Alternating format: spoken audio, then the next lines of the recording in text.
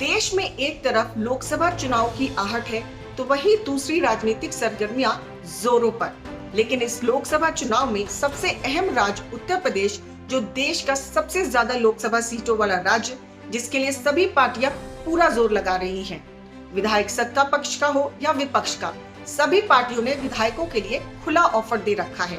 लेकिन इन्हीं विधायकों की लिस्ट में एक ऐसा नाम भी शामिल है जिसकी खुद की पार्टी भी है और उसके पास विधायक भी, लेकिन विधायक केवल दो, जिसमें एक वो खुद है और दूसरे विधायक का नाम विनोद सोनकर है।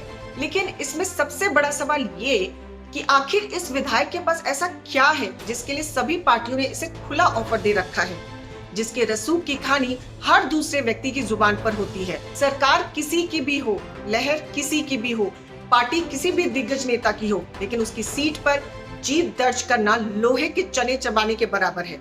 तो चलिए आपको बताते हैं पूर्वांचल के बाहुबली निर्दलीय विधायक कुंडा के रघुराज प्रताप सिंह उर्फ राजा भैया की इनसाइड स्टोरी। देश में राज्य उत्तर प्रदेश, और उत्तर प्रदेश का वो क्षेत्र जिसका नाम सुनकर जहन में बाहुबली माफियागिरी की कहानियां याद आ जाती हैं। और उन्हीं बाहुबलियों में से एक नाम है रघुराज प्रताप सिंह उर्फ राजा भैया का, जिसको गुंडा बताने वाले भी मंत्री पद देने से नहीं चूकते हैं। और इस बार भी कयास लगाया जा रहा है कि इतिहास दोहराया जा सकता है। ऐसा इसलिए क्योंकि लोकसभा चुनाव से पहले राजा भैया एक बार फिर चर्चा का केंद्र बने हुए हैं, और ऐसा इसलिए क्योंकि रघुराज का रिश्ता बीजेपी और सपा के साथ अतीत से ही गलबैयों वाला रहा है। दोनों ही पार्टियों की सरकार में राजा भैया निर्दलीय चुनाव जीतने के बाद भी मंत्री बने हैं। बता दें कि रघुराज प्रताप सिंह प्रतापगढ़ जिले के कुंडा की भद्री रियासत से आते हैं। उनके पिता उदय प्रताप सिंह इस रियासत के राजा हैं। शायद यही वजह भी रही है कि बेहद कम उम्र में ही राजा भैया ने राजनीति के क्षेत्र में कदम रख दिया। लेकिन उनके इस फैसले में उनके पिता ने उनका समर्थन नहीं किया, और इसकी झलक देखने को भी मिलती है। ऐसा इसलिए क्योंकि रघुराज प्रताप सिंह कुल 7 बार विधायक बन चुके हैं, लेकिन एक भी चुनाव में उनके पिता ने उनके लिए वोट नहीं मांगा। हालांकि पिता के विरोध के बाद भी रघुराज प्रताप ने अपना फैसला नहीं बदला, और पहली बार उन्होंने साल 1993 में कुंडा सीट से निर्दलीय चुनाव लड़कर जीत दर्ज की। इसके बाद उनकी जीत का सिलसिला लगातार जारी रहा।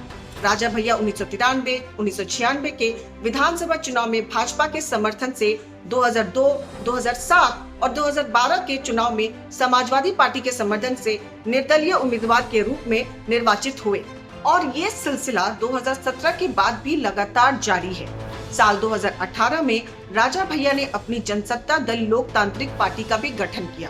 इतना ही नहीं, उनके सियासी रसूख का अंदाजा इसी से लगाया जा सकता है कि वह बीजेपी की कल्याण सिंह सरकार हो, राम प्रकाश गुप्ता सरकार, राजनाथ सिंह सरकार, या फिर मुलायम सरकार हो या अखिलेश सरकार, सभी में उन्हें निर्दलीय विधायक होने के बाद भी मंत्री पद सौंपा गया।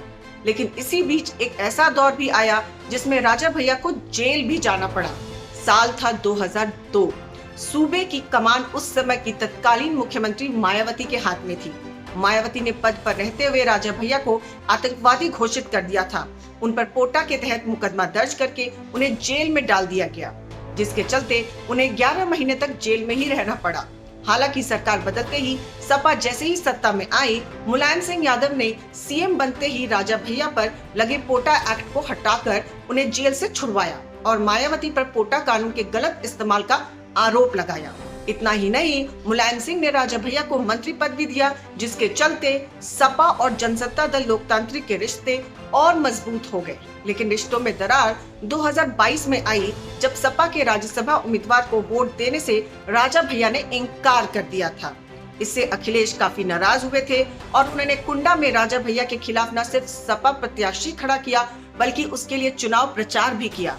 उस वक्त भी कुंडा में कुंडी वाले बयान को लेकर अखिलेश और राजा भैया के बीच जबरदस्त खींचातान देखने को मिली। लेकिन इन सब उतार चढ़ाव के बाद भी रघुराज प्रताप सिंह का रसूख कम नहीं हुआ, और इसी रसूख के चलते एक बार फिर उत्तर प्रदेश की राजनीति में राजा भैया को लेकर खींचातान मची हुई है।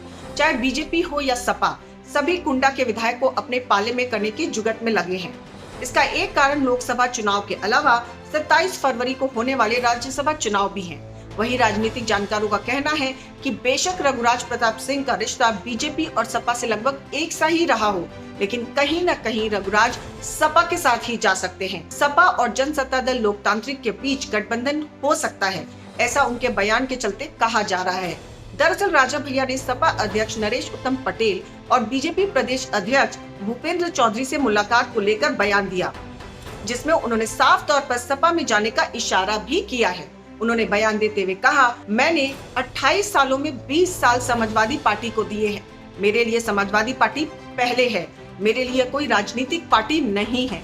राजा भैया के साथ सपा प्रमुख अखिलेश यादव ने भी फोन पर बात की है। साथ ही सपा प्रमुख ने राजा भैया को खुला ऑफर दे दिया है। अखिलेश यादव ने कहा कि अगर राजा भैया साथ आना चाहते हैं तो उनका स्वागत है। फिलहाल इतना ही। आप बने रहिए कालखंड के साथ।